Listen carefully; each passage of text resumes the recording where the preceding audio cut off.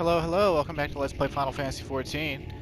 Yeah, so the video cut at a excellent time. We just turned in the first of these Pixie Chores. Apparently the settlement means flower house. Seems aptly named. Deep in a lush forest, huh? Swallowed up by the light, huh?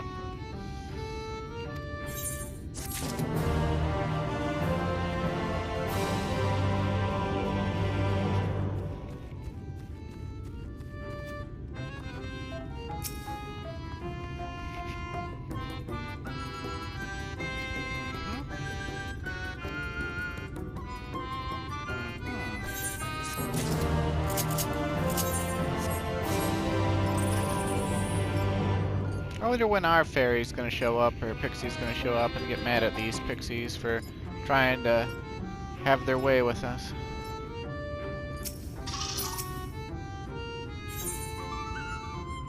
Unto the truth, huh?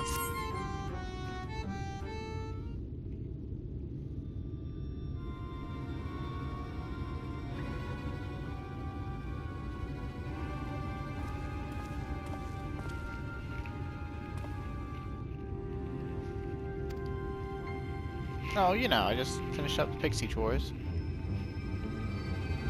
Yep, typical stuff.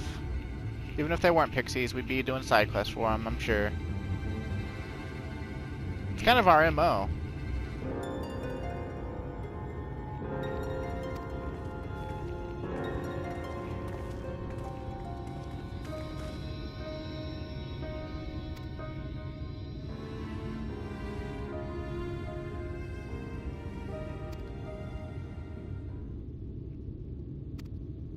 Told you a story, huh? Born from the souls of those who died as children, or so it is believed. Though they don't have memories of their previous lives, the desire to have fun remains, imprinted on their souls.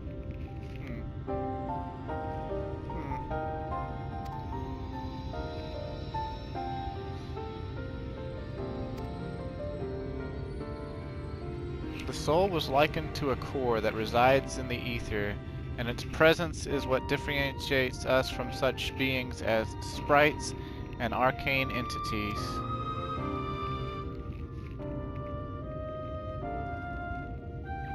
Upon death, said core ordinarily dissipates alongside the ether that composed the flesh. However, it may be held together and bound to the corporeal realm, either by the will of its owner or by the means of certain arts.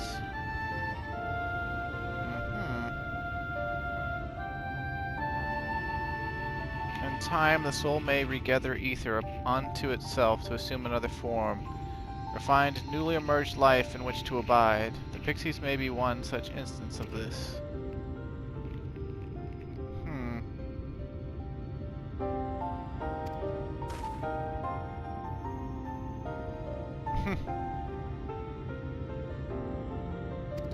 Well, y'all clearly aren't ghosts. You're wearing clothes, so, I mean... And your feet don't pass through the ground. And you also bleed, as far as I'm aware, so...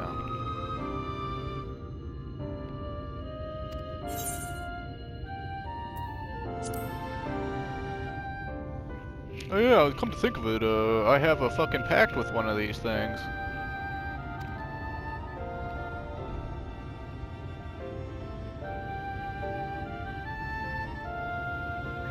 Yeah, but you see, Clyde is a blockhead, so... He's just a murder hobo. He doesn't think for himself. He says, which way is the strongest guy that I can fuck up? He's kind of like a Goku in that regard. Except better looking. And taller. You know Goku's only supposed to be 5'8".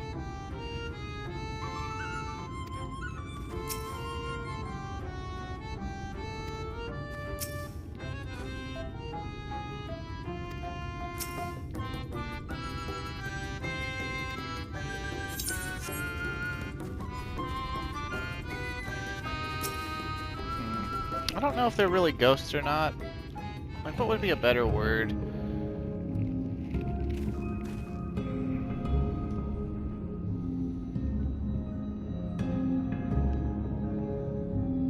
They're more like phantasms.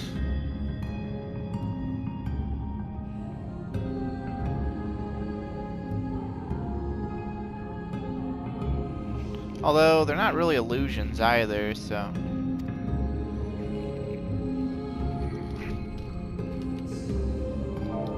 I love the music in this zone.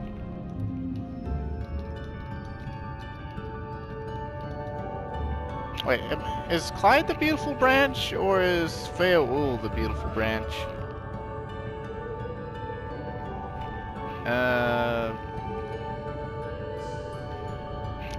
Trees? You don't have to put all that extra stuff. I just do because I might as well. Okay, now I'm the sapling. Ah, she is the lovely branch. But I called you a tree, an entire tree. I got it wrong, in fact.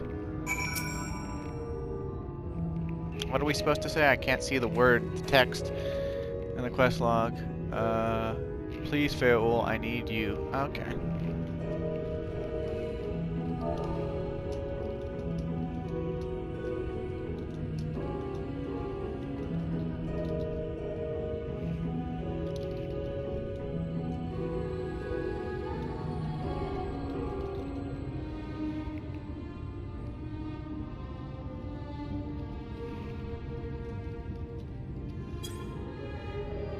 Ah, dang it.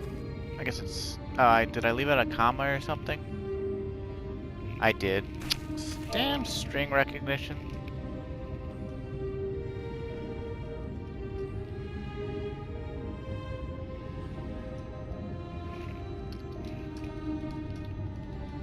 I'm not gonna add the extra stuff this time, because... You son of a bitch. Sod and log do more, huh? Okay, so what do we gotta do this time? God, it is so hard to see. Clyde, could we? Oh, dear God. Okay, we'll just get it in a shadow, get it in a shadow. We can see it now.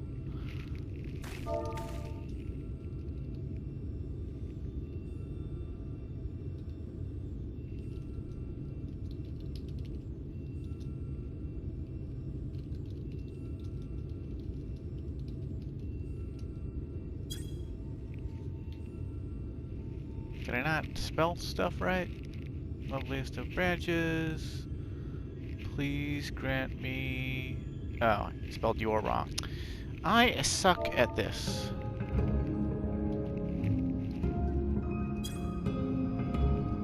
Words are hard, even when I type them. Particularly when it's 100%...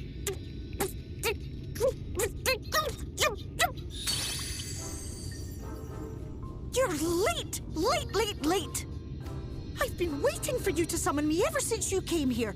Waiting and waiting and waiting. But my sapling didn't so much as utter my name. Such a heartless thing he is. Cold and cruel and heartless! Yeah, that's pretty much correct. I mean, Xenos did, like, say that we were very much alike, and yeah, we kind of are, so...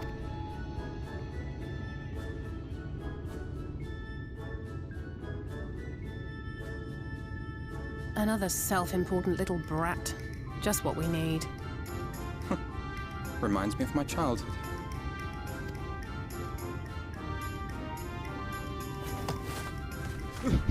All right, I'm sorry. It was a joke. Honestly, just a joke. I guess she took that as implying that... But just now you called for me so earnestly, so fervently. I couldn't possibly stay angry at you. Very well. As your lovely branch, I will lend you my strength.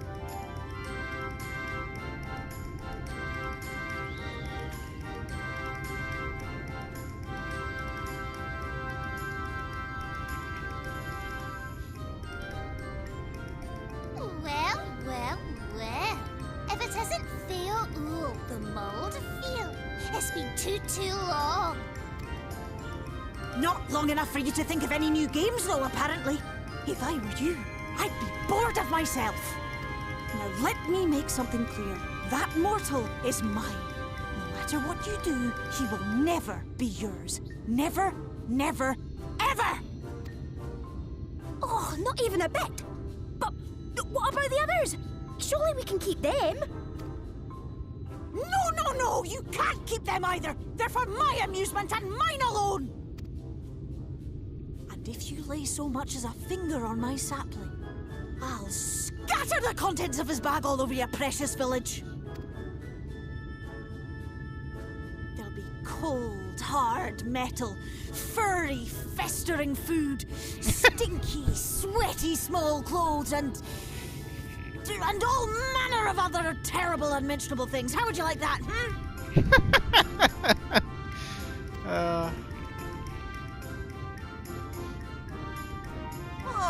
All right. But will you not at least let us play with the twins? Just while the others go and see Urianger? Aye, aye, that's all we ask. And we promise we'll play nicely. It seems we won't be joining you. Aye! We'll reveal the hidden vernick to you at once.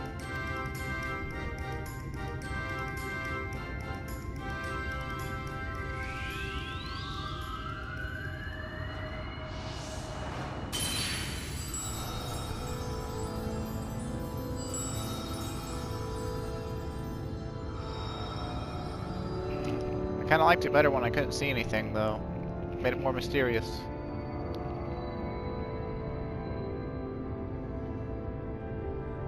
So this is the true Il Mheg.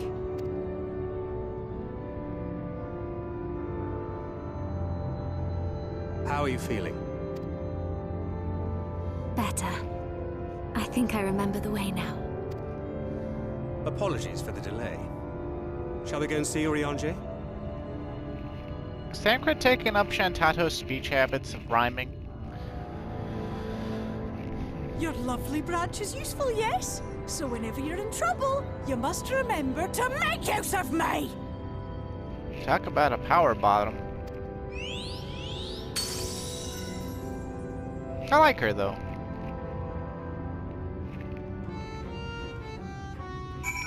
Wish my girlfriend could get that forceful sometimes.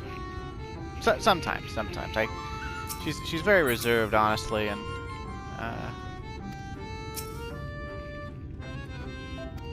I loves her, but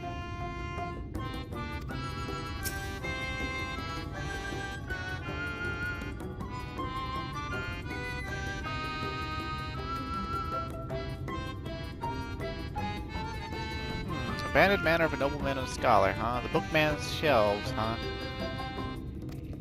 Agreeable habitat.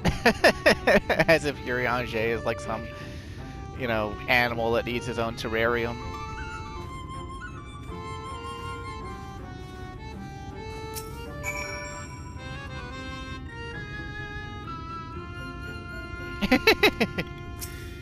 Will do. Although I don't find Il Mheg especially annoying. Just the pixies, really. Well, and the Fwath. The other stuff that lives here, I like just fine. And I love the flowers. And I love that it's like the highest fantasy, like most vibrant zone they've ever made. I think it's all the pink, honestly. But you know what the analog for this in the source is, right? It's Korthus. This is what Korthus would have been like before the ice calamity befell the source and turned it into a perpetual winter wasteland or whatever.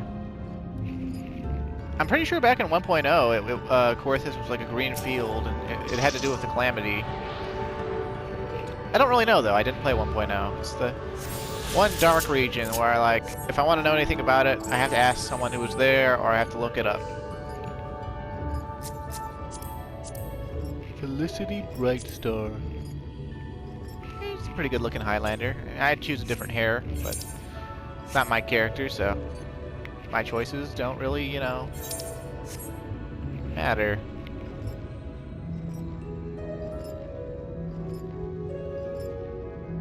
Obviously, Il Mheg is full of flowers because of the pixies. Although I like to think it was this way before the Pixies, and that's why they settled on it. You'd think if they lived in lush forest that they would go live in Raktika. But, yeah, we'll see Raktika when we get there.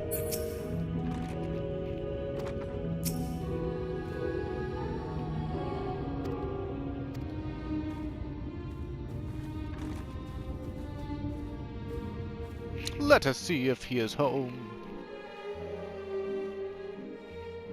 Okay, very well.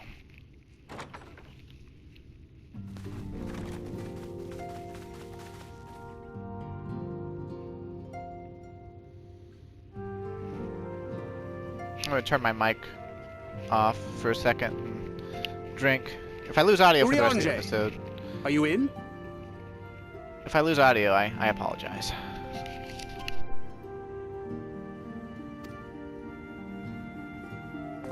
Unto a world weary of heroes, a hero wends his way.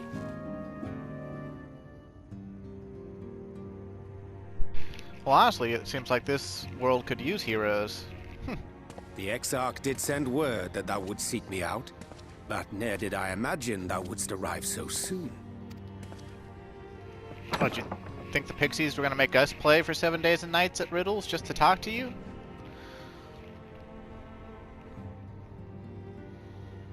Full glad am I to see thee once more, my friend, and none the worse for thy travails.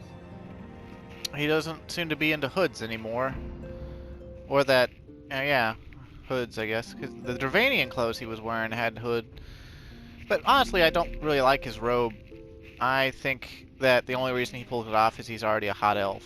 So, I think they could have done a better costume for him, but I wasn't in charge of costume design. Or anything in this game, for that matter. Run along, Minfilia. We'll meet you outside. But... Another one for you to imbue, if you'd be so kind.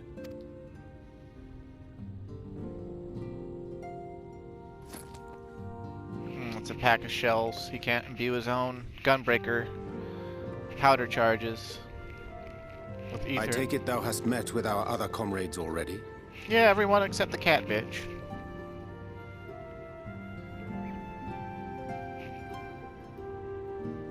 Oh, and by that I mean just Tola.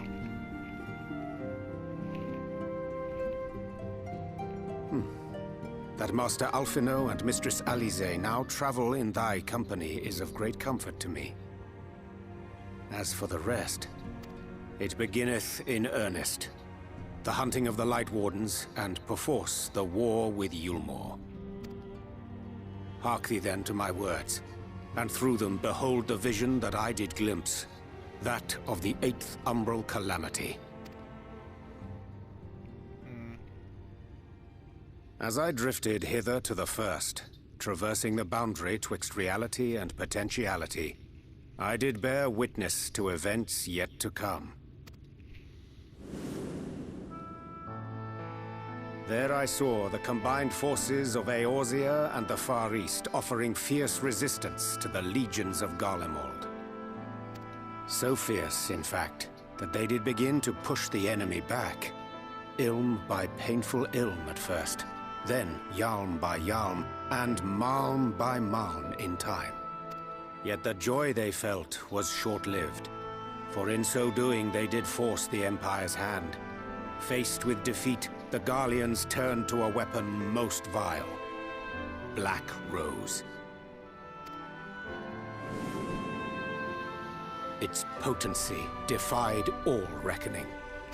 Once released, the gas took on a life of its own, wreaking untold carnage not only in Eorzea, but in the provinces of the Empire besides.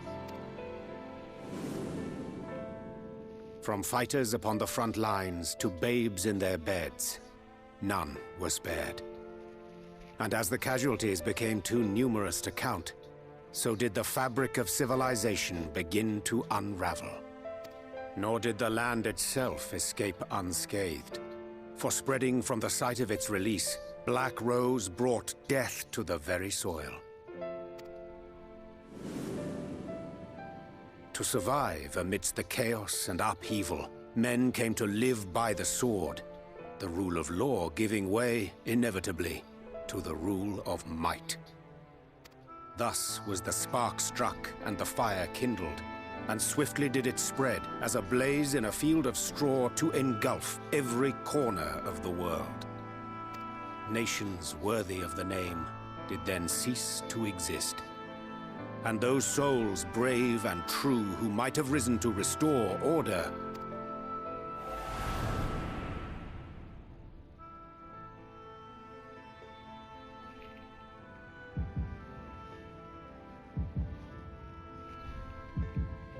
Shouldn't you be naked in this scene if you're in the rift currently?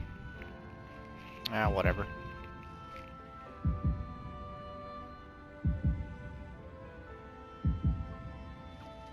Hey, they were already taken. Why would they be there? They shouldn't be there in your future vision.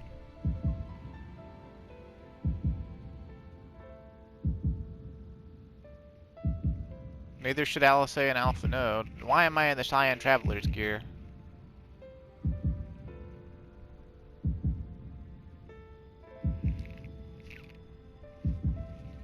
were no more. For the weapon spared not one, not even thee.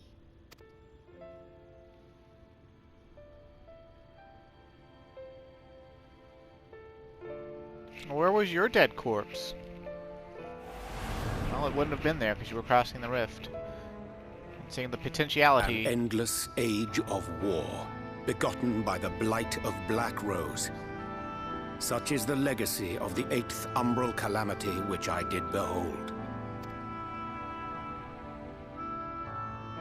So did I get killed by Black Rose or by the resulting war No world? matter the cost, we must forestall this tragedy.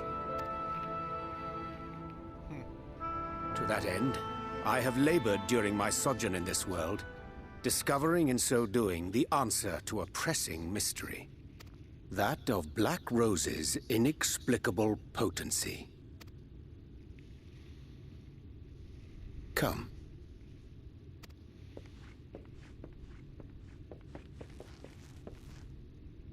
Dost thou recognize yonder chart? It's the elemental wheel from Eureka, baby.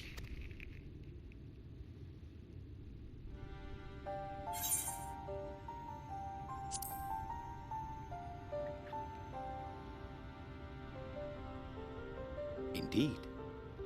'Tis a rendering of the elemental wheel, such as one might find in classrooms across the source. As the chart maketh plain, our world is composed of 6 elements, in addition to which there exist 2 poles in fundamental opposition. Astral, the active; umbral, the passive. As a reflection of the source, the first naturally compriseth the selfsame forces. Yet, curiously, there is a notable divergence in their nomenclature. To be specific, the denizens of this world employ not the terms astral and umbral. Thus was I moved to inquire what names said forces had been assigned. A simple question which yielded a most unexpected answer. Upon demanding the name of the pole aligned with activity and growth, I was told that as life's myriad colors combine to produce black, the people of the first had called it darkness. At this, did my mind begin to race. Yet 'twas only when I asked what name had been given to the pole aligned with passivity that mine eyes were opened to the truth.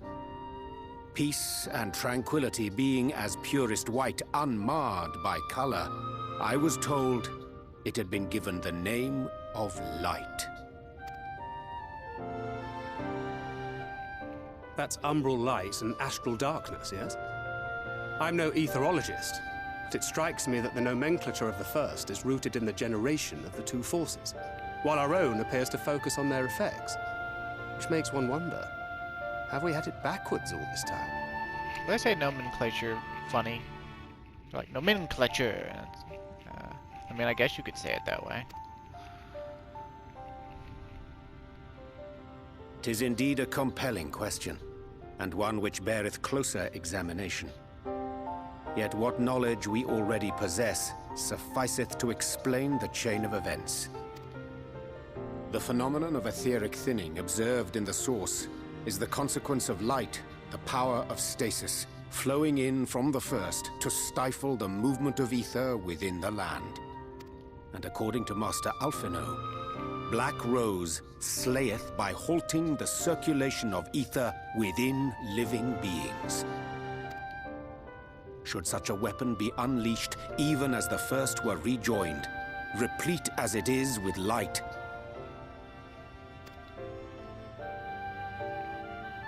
we would have a disaster of untold proportions on our hands. A calamity. Well, at least we have a better grasp of what we're facing. Our objective, however, remains unchanged. We are to eliminate the Light Warden of Il Mheg. Speaking of which, were you able to ascertain its whereabouts? Probably in the big castle. Aye.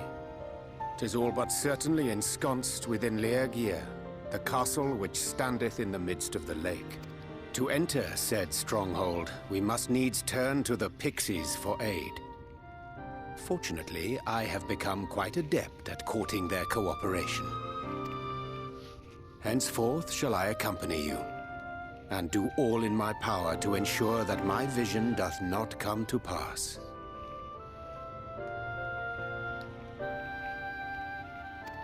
I don't believe in your vision, because some of the crucial details were off.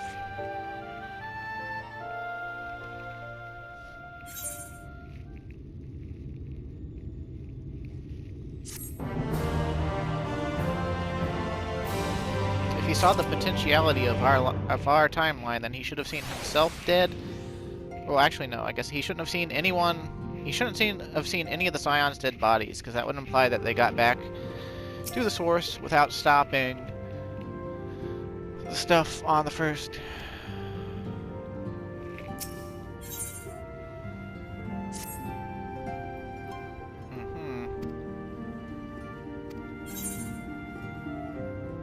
Default is, did you take up astrology? Definitely didn't lose weight. Now we recognize him. He's definitely got an astro globe on his back, and Clyde is an astrologian, so.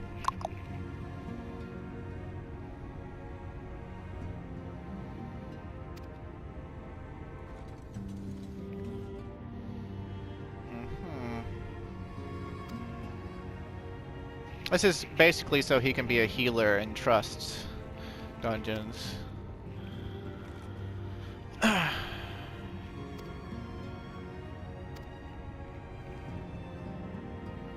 But also so we don't have two Scions that are just Arcanists with different colored carbuncles running around.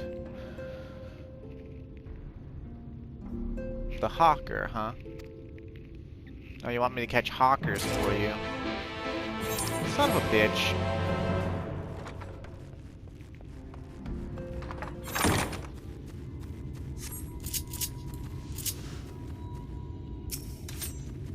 Well, at least it's just the damselfly from Final Fantasy XI. Although its coloration is a little strange.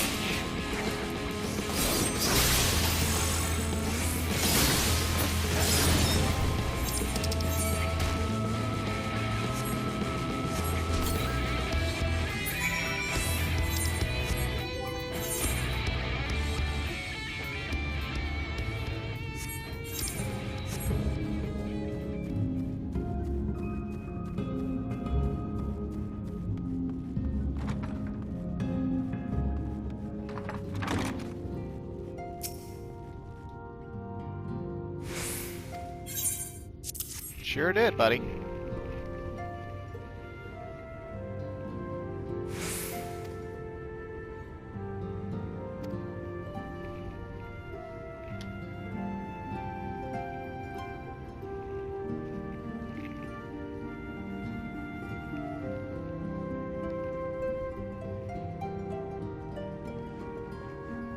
"'Tis done. The Pixies shall be well pleased with these gifts. Ah, lest I forget.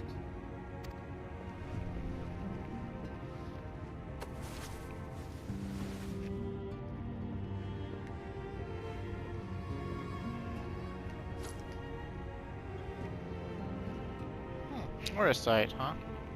White Orosite, newly forged for thy use. Does have a golden swirly on the side. Our mission being to thwart a rejoining, we will most assuredly cross paths with those who crave the contrary. Our eternal enemies. I'm sure that they meant that as eternal, as in like, you know, Ascians are immortal. But the first time I read that, I was like, why would you call them your eternal enemies? That would imply that your fathers and your forefathers' fathers fought Ascians as well, and you've known about their plans since, you know, you were a kid. Thus did I choose to abide in this ether-rich land, the better to fashion a trap for the Ascian's essence.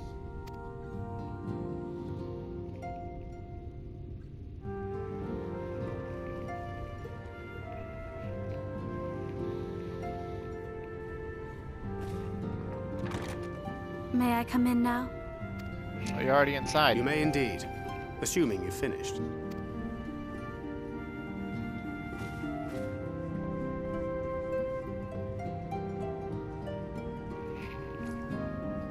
I did as you asked. Of course you did. That's my girl, thank you. Oh, he's giving her head pats.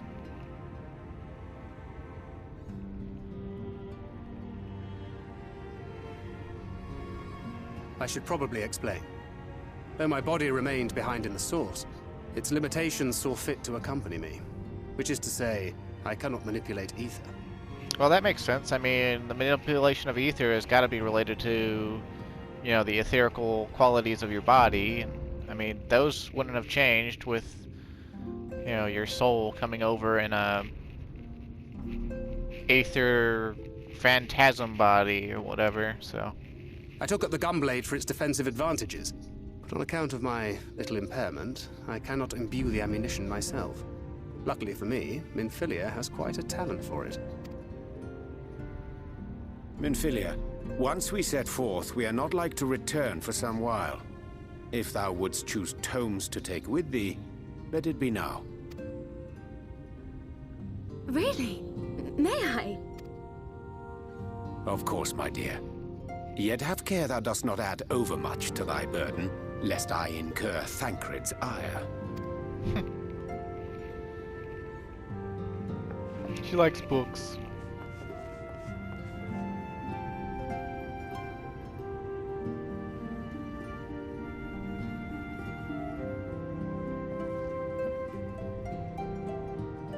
Hast thou spoken to him of thine encounter with the Minfilia of Eld?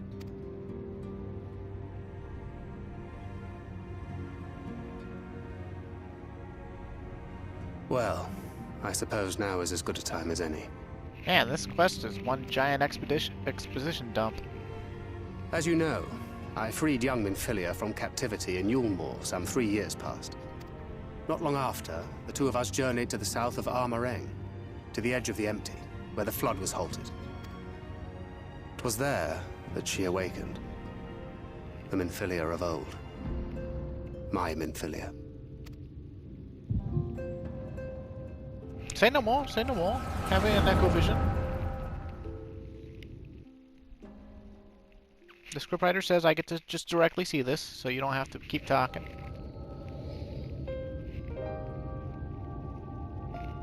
Tell me, what must I do to bring you back?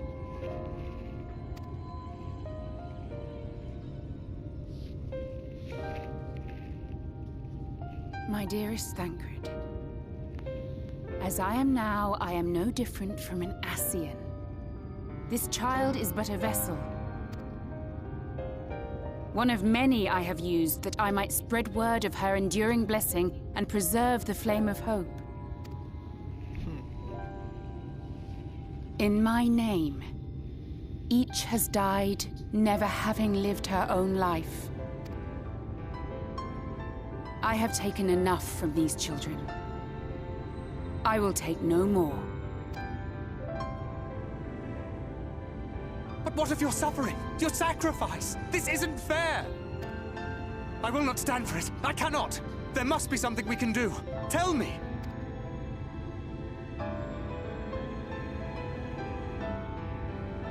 Should the day come when this child grows weary of fighting and wishes to cast it all aside, then shall I take up her burden. But should she wish instead to become the master of her own destiny, then shall I bequeath to her my all. Imbued with the strength that I reserve for rebirth, she may come to wield my powers as her own. And what of my wishes? What of Flamine's? What of all the people who love and care for you and want nothing more than to see you again?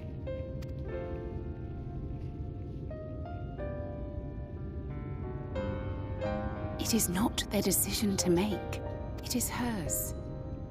This child's. This Minfilia's.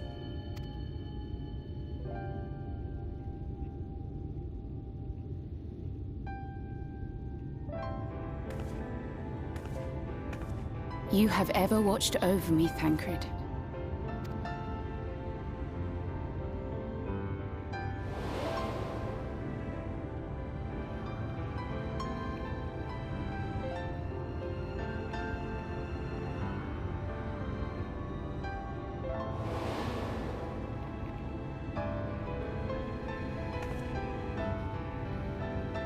Now I ask that you do the same for her. Protect her. Teach her. Stand by her as you stood by me. There is much and more she does not know. She needs a guide to show her the ways of the world, or she will never find her own path.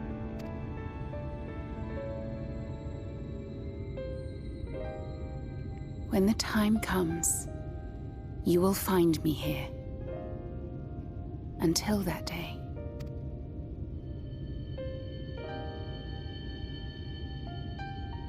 Minfilia, wait!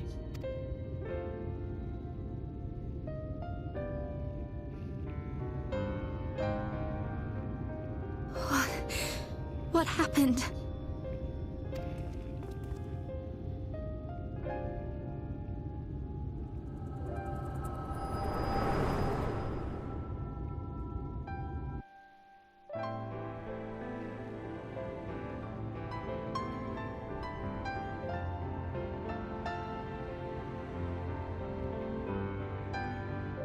And then she was gone. Minfilia, the girl, claims to have no recollection of any of it. I have told her many things. Where we came from, what we fight for. But of that day, I have not spoken.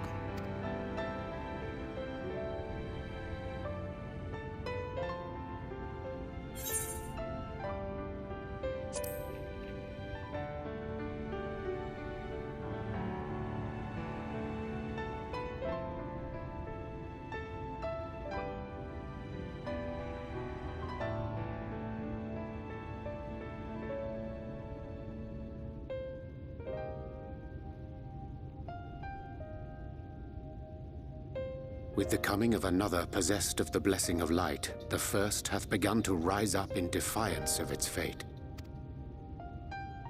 The question remaineth, however, who shall take up the flame of hope which Minfilia hath borne for so long?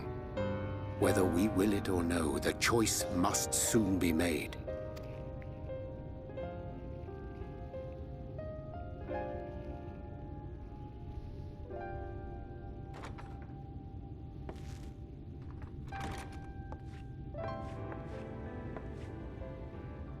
I'm sorry I took so long. It was so hard to choose. In the end, I settled on just the one. That is well. Now, if all is in order, let us set forth for Lida Loran.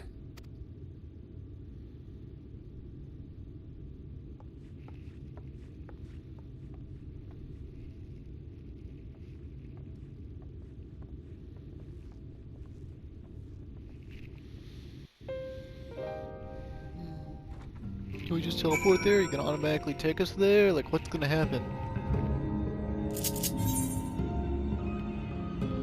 Yay, we can just teleport. Man, our teleportation lists are getting real big and clunky.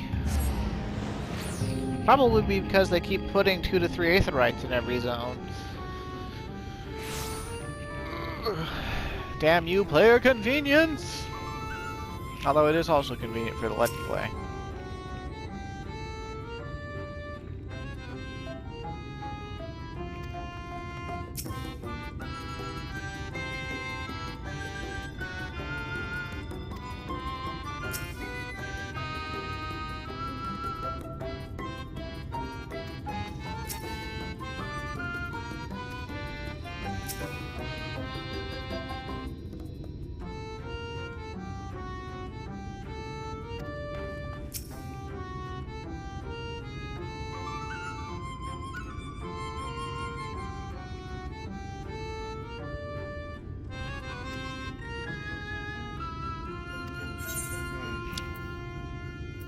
The pixies are just souls, though. Why do they need to eat?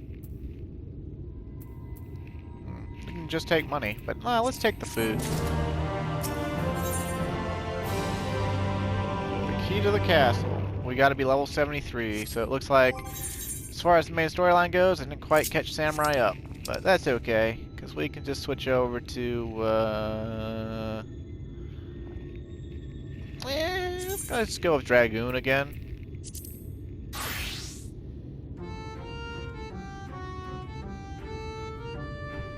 Yeah, we'll just go with Dragoon again.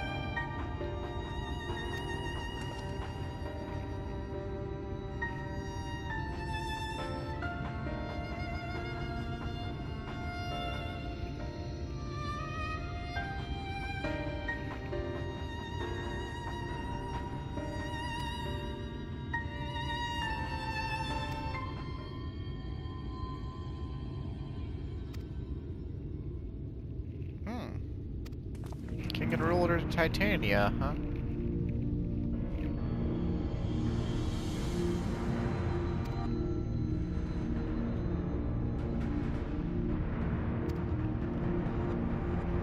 It's not even souls are safe.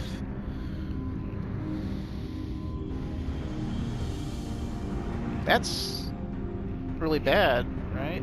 Because that means that not just your body gets transformed when you're turned into a Sin Eater and killed, your very soul gets monstrified as well.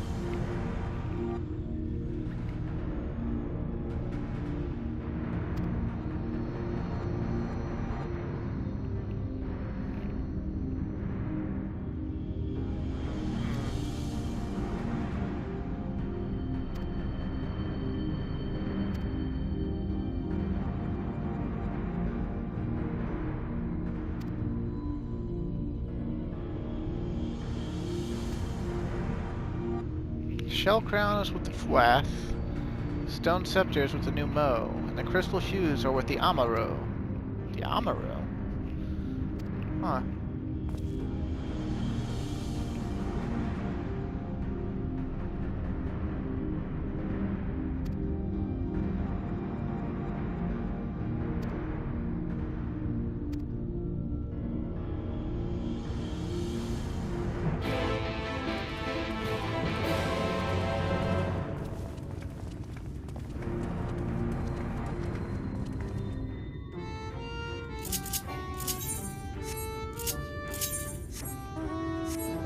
Looks like we're going for the Fwath first.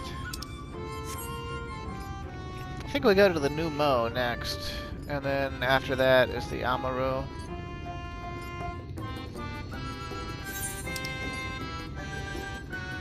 The new Mo live up in these mushroom houses, and we might have seen them in the background as I ran to attune to it, but over at Wolekdorf, or however you say it, That's where the Amuro are at. But what's so special about the Amuro? I mean, aren't they just mounts that can have 4 wings and can fly? Like somebody at the Crystarium said that they were like magic beasts of El that were basically like magically engineered. So maybe they're more like the Fae than we care to admit. Magic beasts, yes.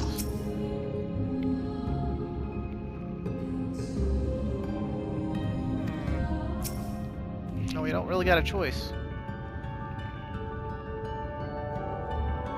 Oh, I swam across it yesterday, so...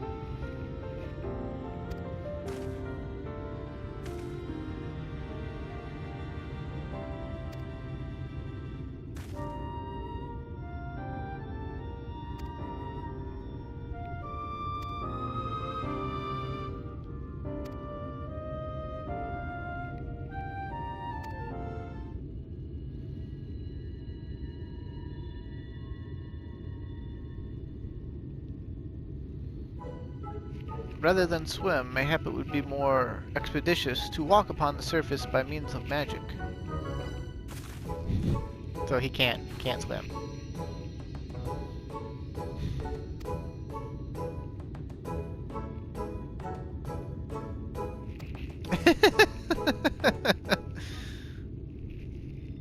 Well, well, aren't we a lively lot? You have an entreaty for us, you say? An entreaty for mortals with a treat?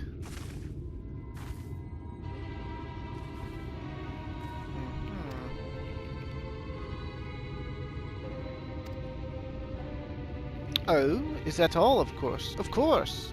You may have it. You shall have it. Oh ho ho, no need to be so suspicious. The crown simply doesn't mean much to us is all.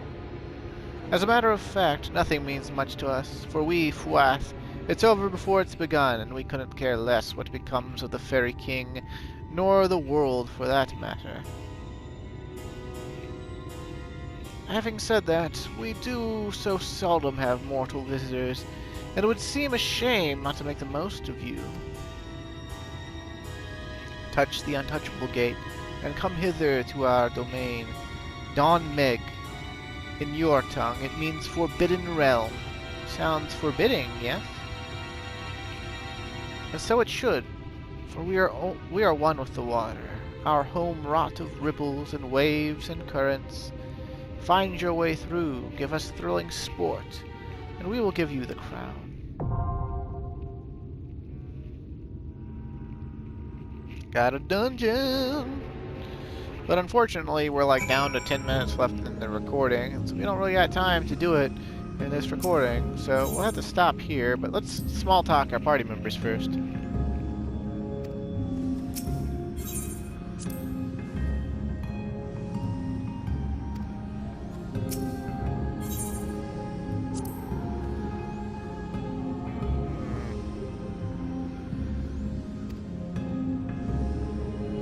Full many men have drowned.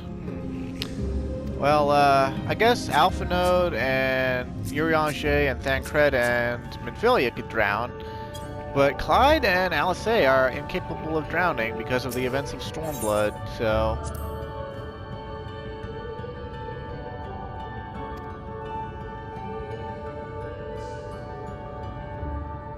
Oh, you learned this while you were in Imperial territory, huh? Then how come you didn't come back with one?